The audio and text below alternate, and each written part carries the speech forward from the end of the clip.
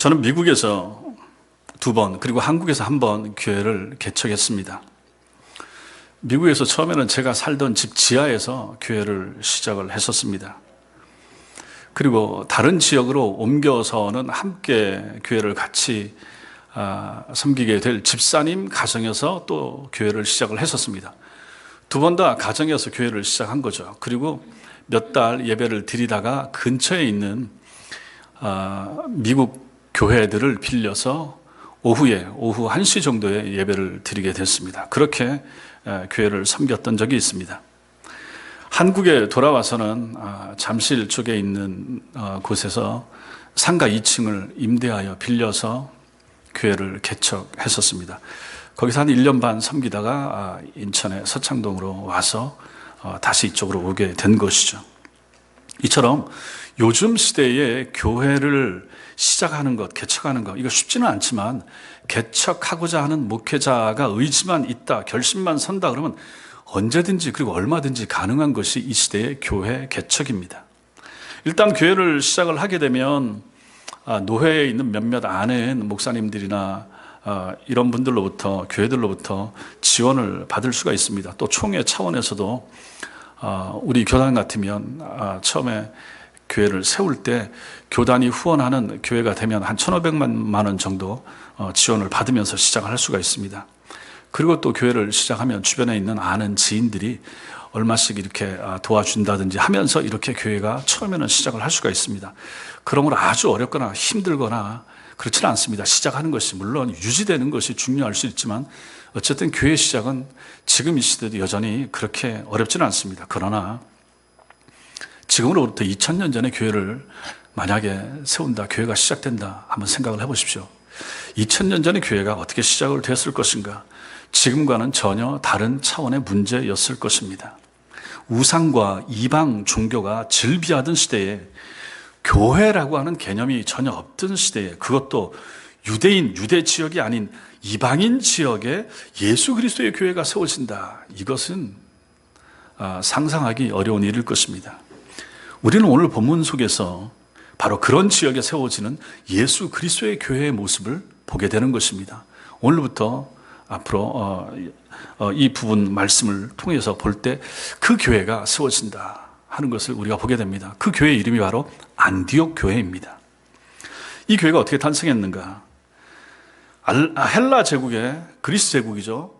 헬라 제국의 알렉산더 대왕이 죽은 뒤에 그의 부하였던 셀레우코스 1세가 있습니다. 이 사람이 주전 312년에 중동 지방을 장악을 하고 셀레우코스 왕조를 세우게 됩니다. 그는 자신이 다스리던 이 영토 내에 자기 아버지 안티오쿠스의 이름을 붙여서 안디옥이라고 하는 도시를 세웁니다. 이 도시를, 자기 아버지를 기념하는 이 도시를 자기가 정복한 정복지 전체에 세우는데 16개의 도시, 안디옥이라고 하는 도시를 세우게 됩니다. 오늘 본문에 나오고 있는 안디옥은 그 중에서 예루살렘 북쪽 480km 지점에 위치한 수리아 지역에 있는 안디옥이 됩니다. 그래서 제가 이 부분에 대한 지도를 우리 밴드에 제가 올렸죠. 수리아 안디옥. 당시의 안디옥은 로마 제국의 행정구역상 수리아 지역의 수도였고, 이후에 오랜 시간이 흐른 후에 이 안디옥은 1939년에 터키 공화국에 편입이 돼서 현재는 터키 지역의 안타키아라고 하는 지명으로 불리고 있는 곳, 여기가 바로 수리아 안디옥이 되고, 여기에 가장 처음으로 교회가 세워졌다 하는 것입니다. 이방인 지역에. 지금의 인구는 한 30만 명 정도 모이는 터키에서 큰 도시라고 하는데, 2000년 전 로마 제국 시대에 이 당시에 수리아 안디옥 인구가 50만이었습니다. 그러니 2000년 전에 50만이면 얼마나 큰 도시였겠습니까? 요세푸스의 글에 의하면 로마 제국 내에서 로마가 제일 컸고, 그 다음에 알렉산드리아, 그 다음 도시가 바로 여기 안디옥, 수리아 안디옥이었던 것입니다. 이곳에 교회가 세워졌습니다. 이 안디옥 교회의 탄생은 교회사적으로 굉장히 중요한데 그 이유가 3가지가 있습니다. 첫째는 안디옥 교회는 이방인 지역에, 그 이스라엘 지역이 아닌 그 나머지 이방인 지역에 세워진 최초의 교회인데 이방인 교회였습니다. 가이사라의 이방인 고넬료의 집에서 교회가 시작됐다. 그 당시에는 교회 건물이 따로 없었습니다. 가정에서부터 시작했으니까 가정교회가 시작되는 거죠. 고넬료 집에서 시작된 교회는 고넬료 이 사람들이 이방인이긴 했지만 지역 자체는 이스라엘 지역 안에 있었던 것이죠. 그렇지만 지금 이 안디옥 교회는 다릅니다. 이스라엘 영토 밖에서 이방인을 위해서 시작된 최초의 이방인 교회였습니다. 그러므로 이 교회가 굉장히 의미가 있는 거죠. 둘째로 안디옥 교회는 세계 선교의 선두주자인 사도 바울을 배출한 교회, 그 교회가 바로 안디옥 교회입니다. 25절과 26절 한번 보겠습니다. 오늘 본문 25절, 26절 같이 읽겠습니다. 시작. 바나바가 사울을 찾으러 다소에 가서 만남에 안디옥에 데리고 와서 큰 무리를 가르쳤고 제자들이 안디옥에서 비로소 그리스도인이라 일컬음을 받게 되었더라. 안디옥에 출현한 이 이방인 교회를 위해서 예루살렘 모 교회가 파송했던 사람이 바나바인데, 바나바는 자기 혼자 하지 않고 회심한 후에, 다메섹에서 회심한 후에 이 바울이 그때부터 복음 사역을 한 것이 아니라 자기 고향 다소라고 하는 지역에 내려가서 은둔 생활을 하고 있었던 거죠. 은둔하고 있던 사울을 불러서 누가? 바나바가 이 사람 데리고 와서 공동으로 목회를 시작했는데 그곳이 어딘가? 바로 안디옥이라 하는 거죠. 그리고 1년 후에 바울은 이 안디옥 교회의 파송을 받아서 세계 선교를 떠나게 됩니다. 우리가 잘 아는 것처럼 뒤에 이제 나오겠지만 사도행전에서 3번에 걸친 세계 선교 여행을 가게 되는데 그 출발점, 그 시작점, 거기가 바로 이 안디옥 교회였다 하는 것입니다. 세 번째로 왜 안디옥 교회가 중요한가? 제자들이 안디옥에서 비로소 그리스도인이라 일컬음을 받게 되었다. 아까 읽었던 26절에 안디옥에서 비로소 제자들이 그리스도인이라 다른 사람들이 불러줬다 하는 얘기가 됩니다. 세상 사람들이 주님을 믿는 사람들을 가리켜서 그리스도인이라, 크리스찬이라 부르게 된 첫 번째 지점, 거기가 바로 안디옥 교회였습니다. 세상 사람들이 보기에 안디옥 교회 교인들은 자신들과 사는 모습이 완전히 달랐던 것입니다. 그렇기 때문에 저 사람들은 그리스도에게 속한 사람, 그리스도인, 크리스찬 이렇게 부르게 됐는데 이 호칭이 가장 먼저 불려지게 된 지점, 거기가 바로 안디옥이다 하는 것입니다. 그러므로 이렇게 안디옥 교회가 2000년 교회사에서 아주 이 지역의 교회가 세워진 것은 굉장히 중요한 일이라 하는 것을 우리는 여기서 보게 되는 것입니다. 두 번째로 우리가 오늘 봐야 될 것은 그럼 이 안디옥 교회를 누가 세웠느냐, 안디옥 교회의 설립자가 누구냐 하는 것입니다. 베드로가 가이사랴의 이방인 고넬료 일행에게 복음을 전했죠. 예루살렘 모교회가 그 사실을 공식적으로 인정했다는 소문이 사방으로 퍼져나갔습니다. 그 소문을 들은 사람들 가운데 안디옥까지 이르러 안디옥에 교회를 세운 사람들이 나온 것입니다. 자기들 이스라엘 영토를 벗어나서 이방인 지역까지 가서 거기 교회를 세우게 되는 거죠. 베드로가 무할례자인 이방인과의 교제를 금하는 유대인의 관습을 어겨가면서까지 가이사랴의 이방인 고넬료 일행을 찾아가서 그들에게 복음을 전하고 세례를 줌으로써 이스라엘 영토 내에 최초의 이방인 교회가 세워지게 되었죠. 그 연장선상에서 이제는 이스라엘 영토 밖에 이방 세계의 최초의 이방인 교회인 안디옥 교회가 세워지게 된 것입니다. 사도행전 8장이 증언하고 있는 것처럼 스데반의 순교로 시작된 유대교의 대박해를 피해서 예루살렘의 많은 그리스도인들이 사방으로 흩어졌는데 그들 중에 여러 군데로 흩어졌습니다. 그들 중에 베니게로 간 사람, 구브로로 간 사람, 그리고 안디옥까지 간 사람들이 있었습니다. 이스라엘 영토 밖의 베니게는 현재 레바논 지역입니다. 이스라엘 위에 보면 레바논 있죠. 그 지역이고 구브로는 현재 지중해에 위치한 키프로스 섬을 의미합니다. 그리고 안디옥은 아까 말씀드린 수리아 지역의 안디옥, 지금의 터키의 안타키아. 그 다음에 구레네라고 하는 곳은 북아프리카의 지금 리비아에 있는 그 리비아 지역의 땅, 이렇게 말합니다. 대박해가 일어나니까 그 땅에 있던 유대인들이, 예수 믿는 유대인들이 다 여기저기 뿔뿔이 다 흩어진 거죠. 온 사방으로 흩어져서 이들이 무엇을 했느냐? 교회를 세우게 되는 거죠. 그 중에 오늘 안디옥으로 갔던 사람들이 그곳에서 교회를 시작하게 됐다. 거기 보십시오. 오늘 19절 말씀 보면 이렇게 흩어진 유대 그리스도인들이 안디옥 지역으로 가서 19절에는 누구에게 복음을 전했다고 합니까?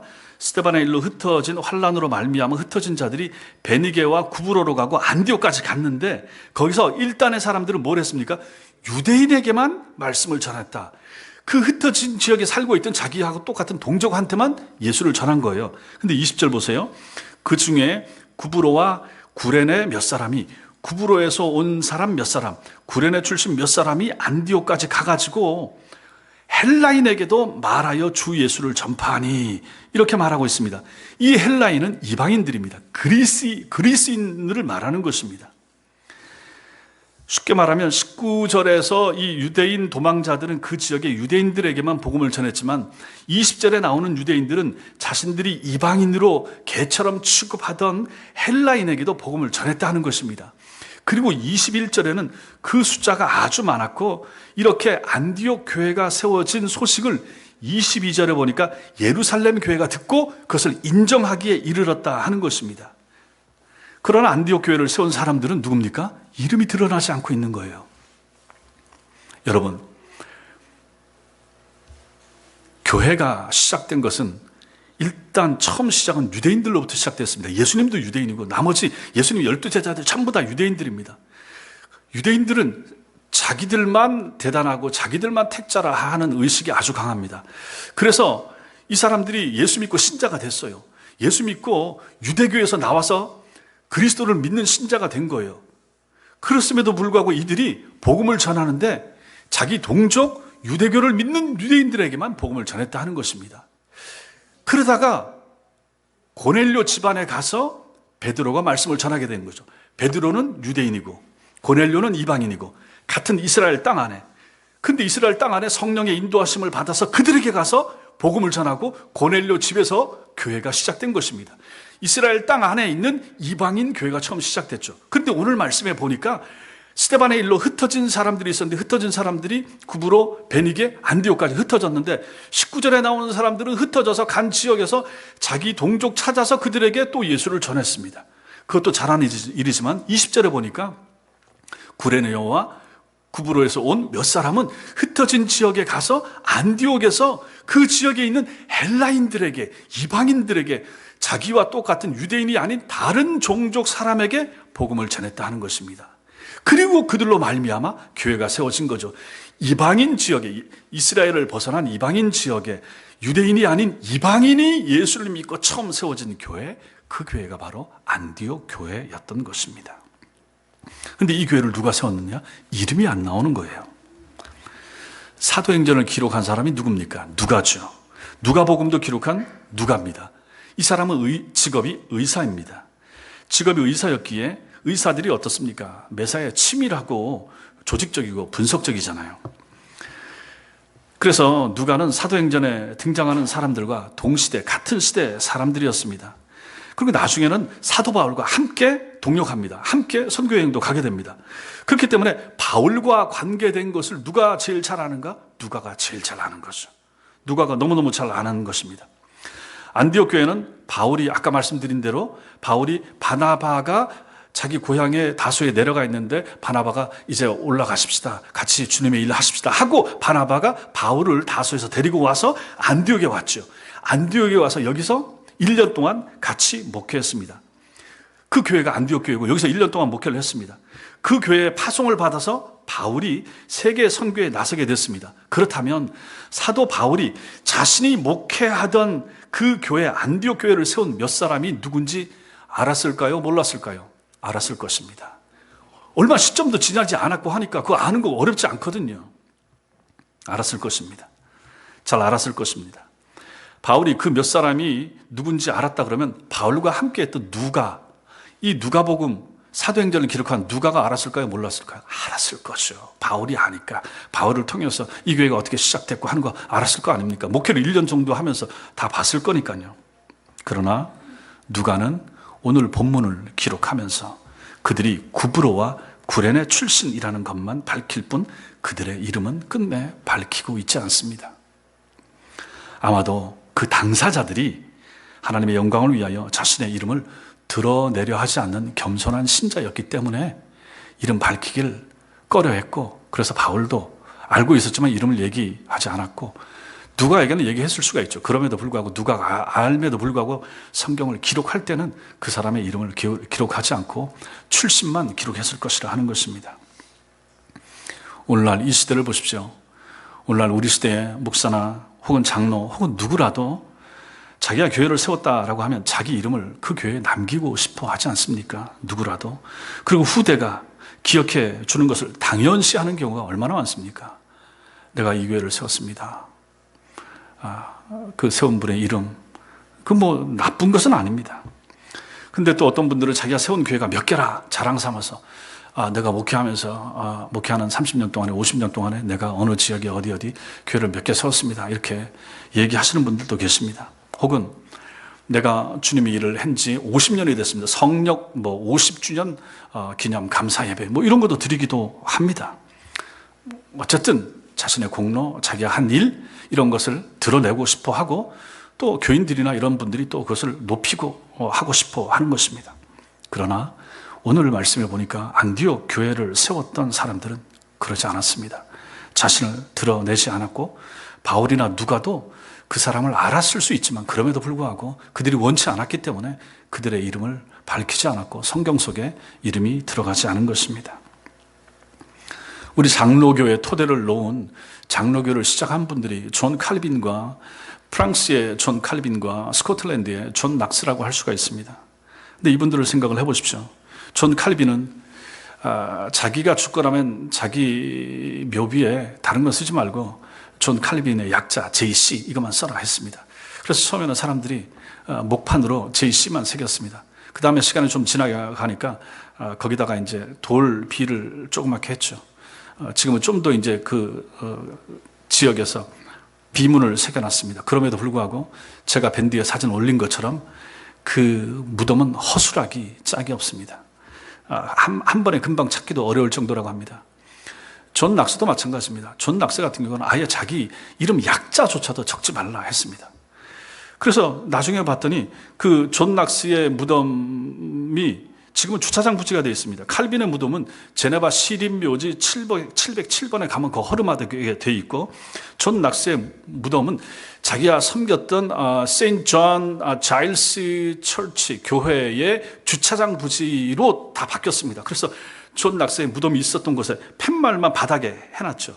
거기 23번인가 주차 구역에 그 밑에 보면 여기가 옛날에 존 낙스 무덤이 있었습니다. 이것만 표시해 놓은 거죠. 이렇게 우리 장로교회의 토대를 놓았던 위대한 우리의 믿음의 선배들은 자기 이름이 드러나기를 원치 않았던 거죠. 주님이 하셨고 주님만이 영광을 받으셔야 됩니다 라고 했던 거죠. 그리고 오늘 이 안디옥 교회 설립자들도 마찬가지입니다. 여러분과 저도 실제로 하나님의 교회를 섬기면서 이러한 마음들, 저부터도 마찬가지고 여러분들 모두도 마찬가지고, 주님이 기억을 해 주셔야지 내가 그렇게 알리려고 애를 쓰고 하는 것이 무슨 의미가 있겠습니까? 하나님이 칭찬하셔야지 사람이 칭찬하고 높이는 것이 무슨 의미가 있겠습니까? 오늘 안디교회 설립자들은 그런 분들이었다 하는 것입니다. 그 다음에 우리가 오늘 이 말씀을 통해서 볼 것은 주님의 손이 함께하는 것에 대해서 생각할 필요가 있습니다. 오늘 이 안디옥 교회를 세운 사람들은 이름이 없는 무명의, 이름 알려지지 않은 몇 명이었다 했습니다. 이 사람들에 의해 세워진 안디옥 교회로 인해서 수많은 이방인들이 주님을 믿고 주님을 영접하는 생명의 역사가 일어났습니다. 안디옥 사람들에게, 안디옥에 있는 헬라인들에게 복음을 전한 몇 사람은 유대인들이었고, 그 몇 명의 유대인들로부터 복음을 전해 들은 사람들은 이방인인 헬라인, 그리스인들이었습니다. 이게 20절에 나오죠. 그 몇 명의 유대인들이 전한 복음의 내용이 뭐였겠습니까? 이 은혜 받은 성령을 체험한 사람들이 사방으로 흩어졌는데 가서 뭘 전했겠습니까? 당연히 예수 그리스도, 우리를 위해서 죽으신 예수 그리스도, 살아나신 예수 그리스도, 승천하신 예수 그리스도, 다시 오실 예수 그리스도, 이 예수 그리스도를 전했을 것이라 하는 것입니다. 나사렛 예수가 온 인류의 메시아입니다. 구세주입니다. 이것을 전했을 것입니다. 그런데 여러분 한번 생각을 해보십시오. 당시 지중해 세계를 장악한 나라가 어디입니까? 로마 제국입니다. 로마 제국이 그 당시 전체 그 광활한 지역을 정복하고 있을 때였습니다. 그 당시에 그럼 유대인들은 뭡니까? 한 피지배 민족이었습니다. 로마 제국에 정복당한 피지배민이었고 지배당하고 있는 식민지에 불과했습니다. 헬라 지역도 마찬가지입니다. 문화적으로는 그리스 문화가 융성했지만 그 지역도 전부 다 로마가 다 짓밟아 버렸습니다. 그래서 다 점령하고 있었던 때였죠. 유대인들도 저 귀퉁이에 요만큼 살고 있고 헬라 사람들도 요만큼 살고 있었고, 그런데 로마는 헬라의 문화를 귀중하게 생각했습니다. 그리스 문화 탁월하잖아요. 그리스인들도 마찬가지입니다. 자기들도 비록 정복을 당했지만은 문화적인 그러한 역사적인 이러한 자긍심, 자부심은 대단했다 하는 것입니다. 그런데 보십시오. 그 보잘것없는 식민지 민족에 불과한 유대 나라의 유대인인 나사렛 예수가 온 인류의 구세주라라고 하는 것을 전하는 거예요. 그걸 전했습니다.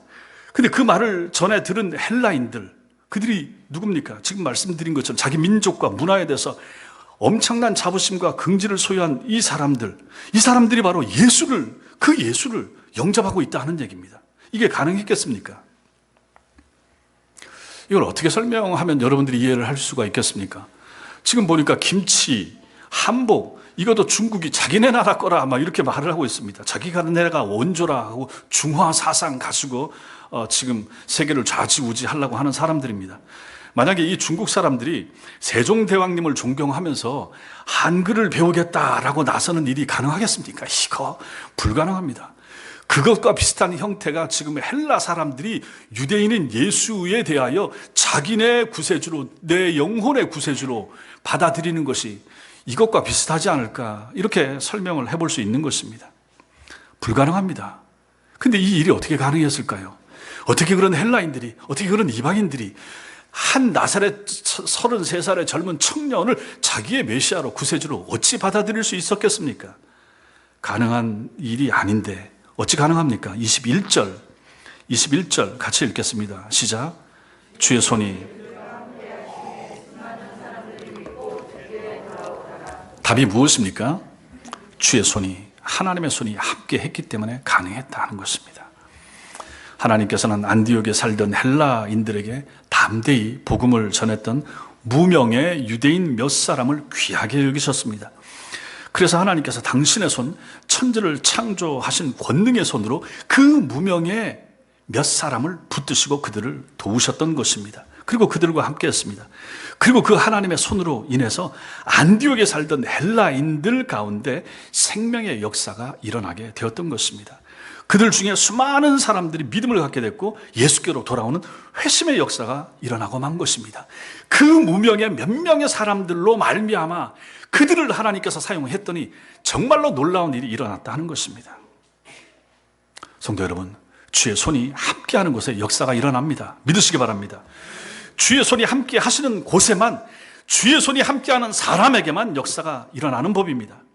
누구든지 하나님의 손에 사로잡히기만 하면 그의 삶을 통하여 반드시 하나님의 일하심이 나타나고야 말 것입니다.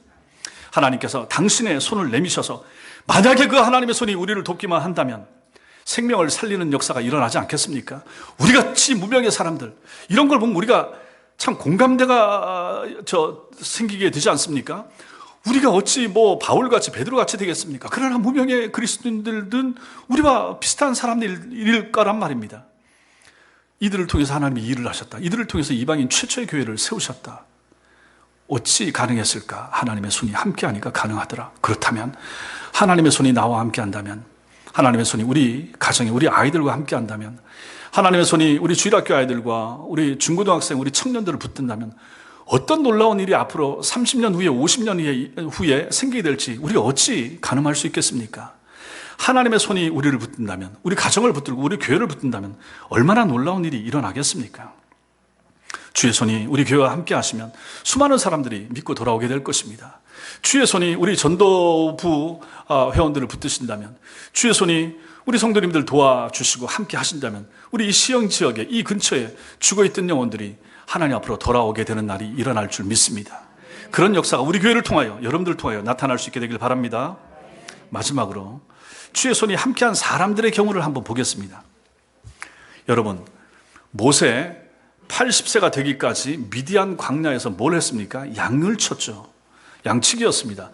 40세까지는 궁전에서 왕자로 그 신분을 유지를 했습니다. 그런데 40년 동안은 쫓겨나서 도망쳐서 결국은 광야에서 양을 치는 양치기 신세로 살았고 또 게다가 40년 동안 결국 그는 처가살이했습니다.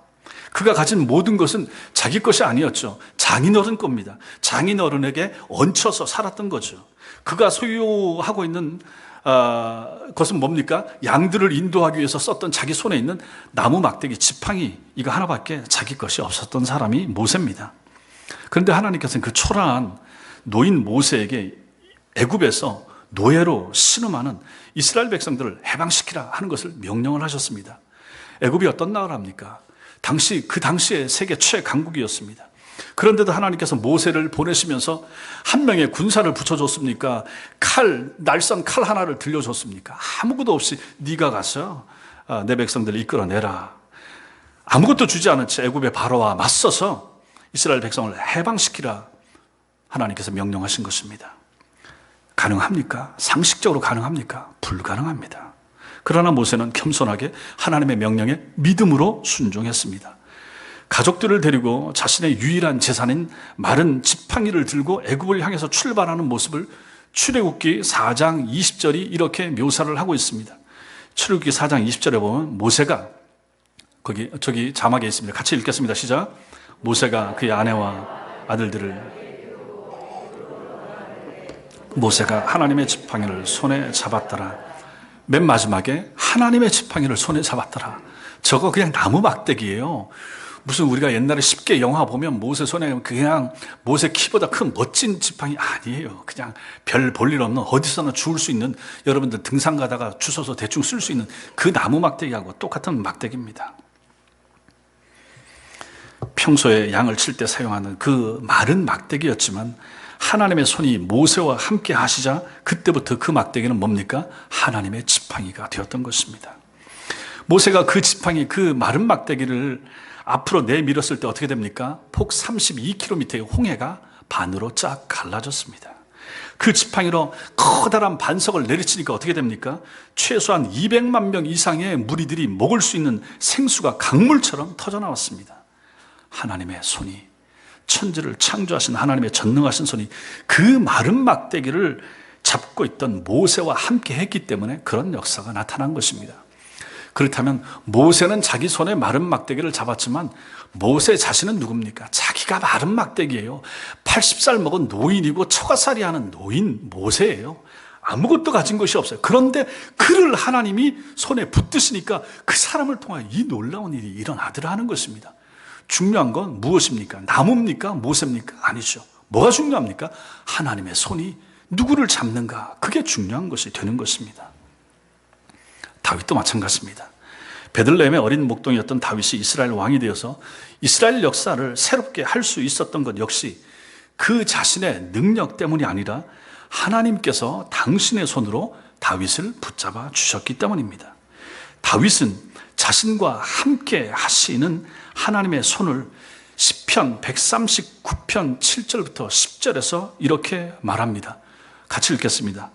내가 주의 영을 떠나 어디로 가며 주의 앞에서 어디로 피하리이까? 내가 하늘에 올라갈지라도 거기 계시며 스월에 내 자리를 펼치라도 거기 계시니이다. 내가 새벽 날개를 치며 바다 끝에 가서 거주할지라도 거기서도 주의 손이 나를 인도하시며 주의 오른손이 나를 붙드시리이다. 이렇게 찬양합니다. 주의 손, 주의 오른손. 하나님의 손이 아무리 자신과 함께 한다고 해도 만약에 다윗이 그 사실을 깨닫지 못하면 무슨 소용이 있겠습니까? 그러나 다윗은 언제나 자신을 붙들고 계시는 하나님의 손을 잊지 않았으며 그 하나님의 손에 항상 사로잡혀 살았습니다. 그래서 다윗은 시편 31편 15절에서는 이렇게 말합니다. 같이 읽겠습니다. 시작.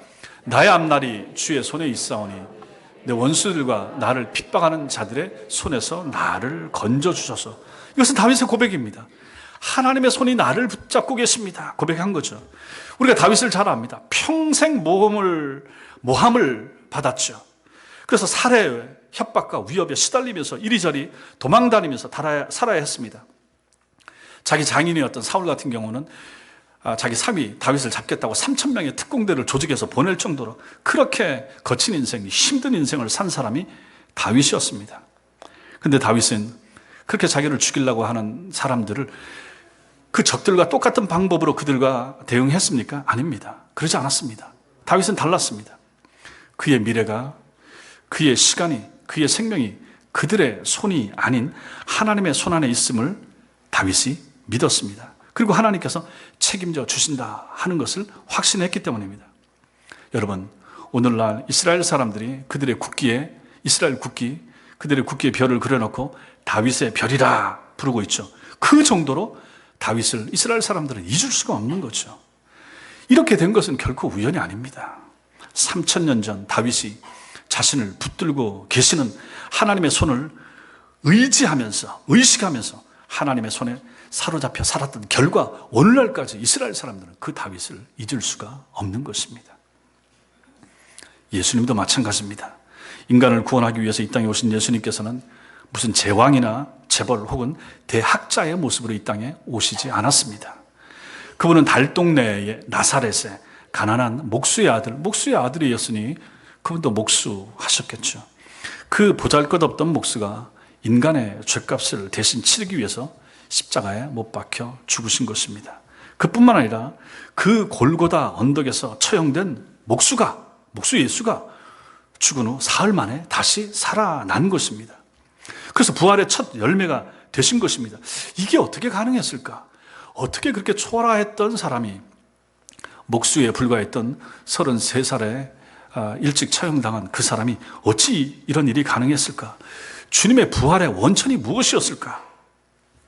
십자가에 못 박힌 주님께서 돌아가시기 직전에 하나님을 향해서 십자가 위에서 7마디 말씀을 남긴 게 있죠. 그 마지막 말씀이 무엇입니까? 누가복음 23장 46절 같이 읽겠습니다. 시작. 예수께서 큰 소리로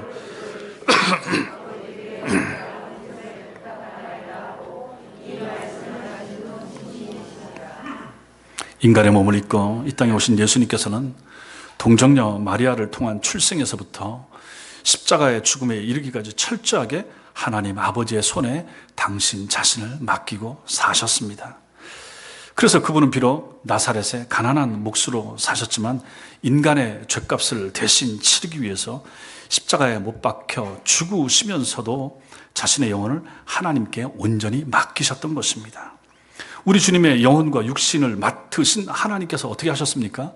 주께서 그렇게 맡기고 죽으신 지 사흘째 되는 날 새벽에 우리 주님의 육체와 영혼을 다시 하나로 만들어서 무덤 밖으로 살려 보내셨던 것입니다. 이 모든 일들이 어찌 가능합니까?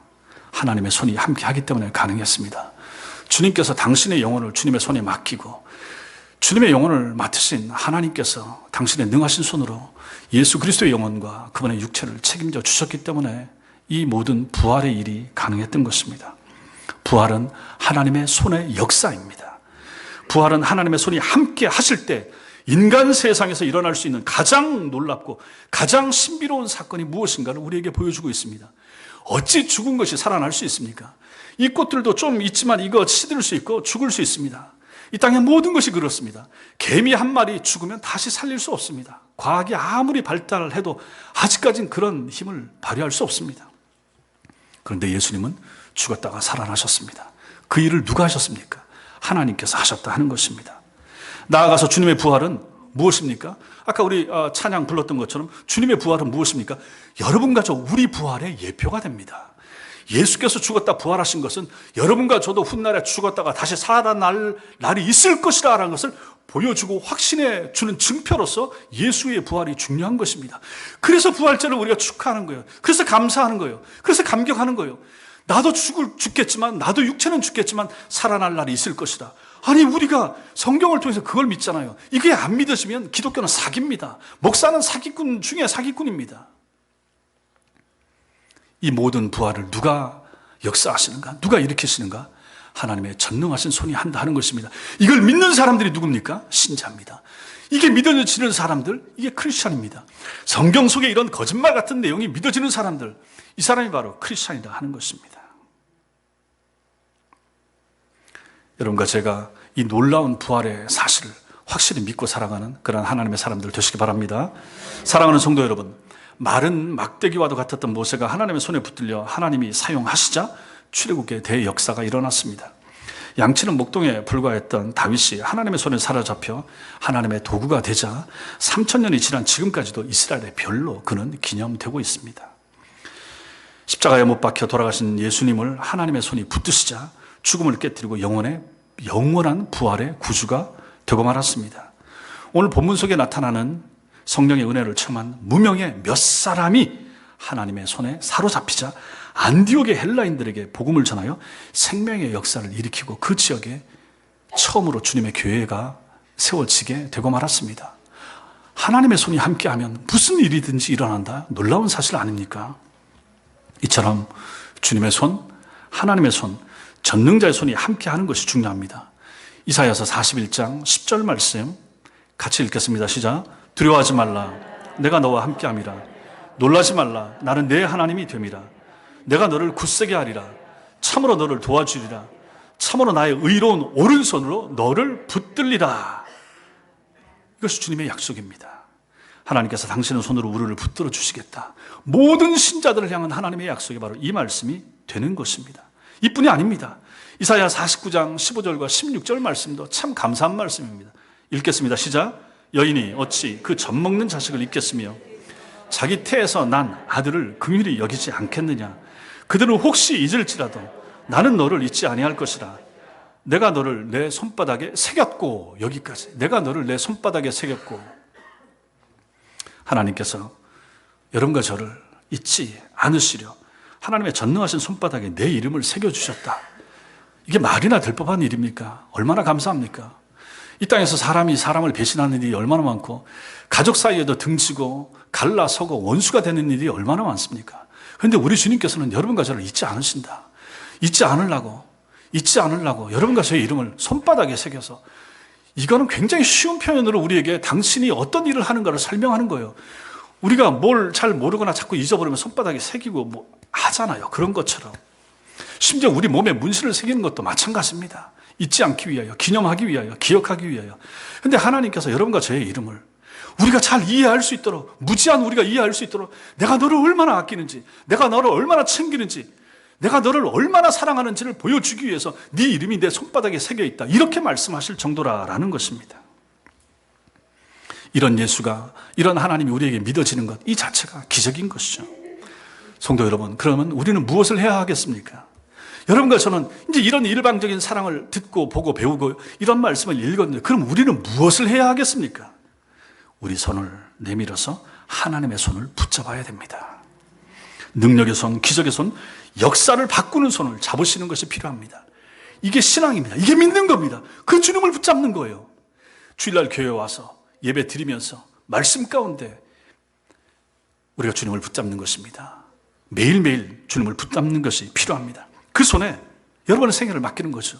그 하나님의 손에 우리 자식들의 앞날을 맡기는 거죠. 우리 가족들의 생애와 삶을 하나님의 손에 온전히 맡기셔야 됩니다. 하나님의 손이 붙으시면 달라집니다. 그분의 손이 함께 하시면 상상도 못할 일이 일어난다. 믿으시기 바랍니다. 하나님의 능력의 손을 붙드시고 평생 이 믿음의 길, 이 신앙의 길을 잘 달려가시는 복된 성도들 되시기를 주님의 이름으로 축원합니다. 기도하겠습니다.